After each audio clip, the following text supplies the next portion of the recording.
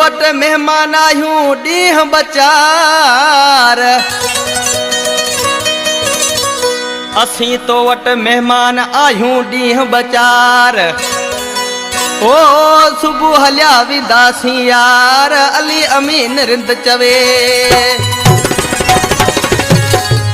ये अली अमीन रिंद कपूटर वारो उमरकोट खां गोठ सेखड़े खां अमीर अली समेजो गोठ लेड़का खां माशूक अली रहमो गोठ बिड़कियो खां ड्राइवर हसन गोठ छो गजुआबाद खां ममताज अली समेजो ईदानी खां गाड़ी जो ड्राइवर सोराब रहमो संजलियो खां वडेरो मोहम्मद हसन समेजो शरीफ जी ढाणी खां बरकत अली रिंद करीमदार रिंद खां मोहम्मद सिद्दीक जी खास के जी फरमाशा इन कलाम जो शायर मुझो दादलो शायर अली हसन समेजो जो मुझे सामू बैठो आ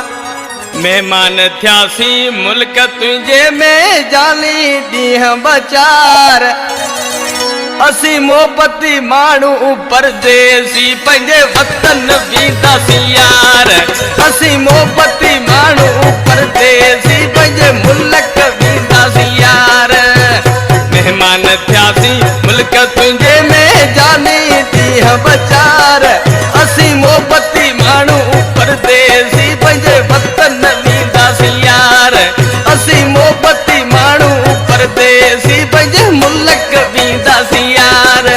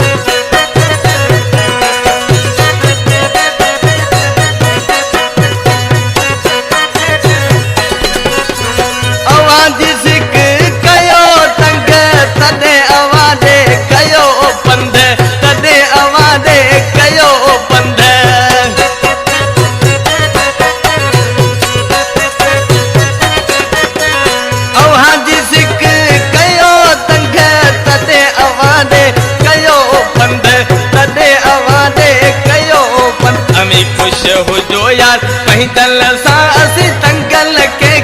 कंदासी यार अमी खुश हो जो यार पैदल सा असी तंगल के कंदासी यार असी मोहब्बती मानू परदेसी पंजे वतन बीदासी यार असी मोहब्बती मानू परदेसी पंजे मुल्क बीदासी यार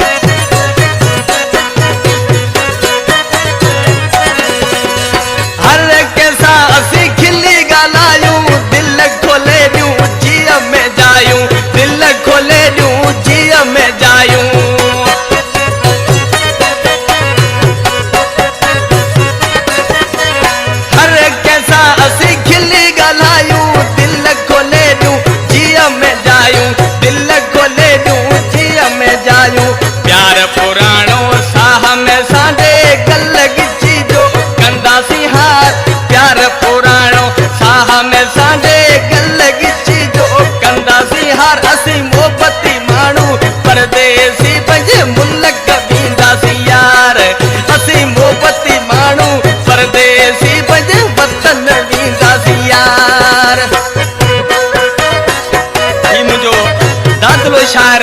अली हसन समेजो तुझारे जे बार जो बैठला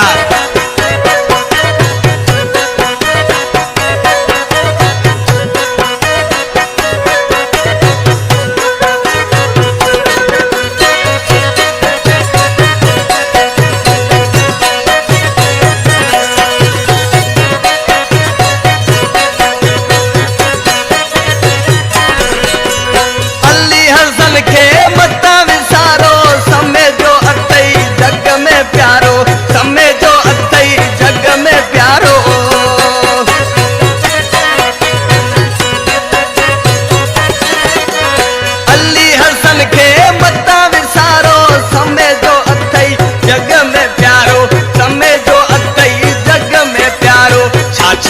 ताल को जानी अड़ाम जो गोठ जुझारो पार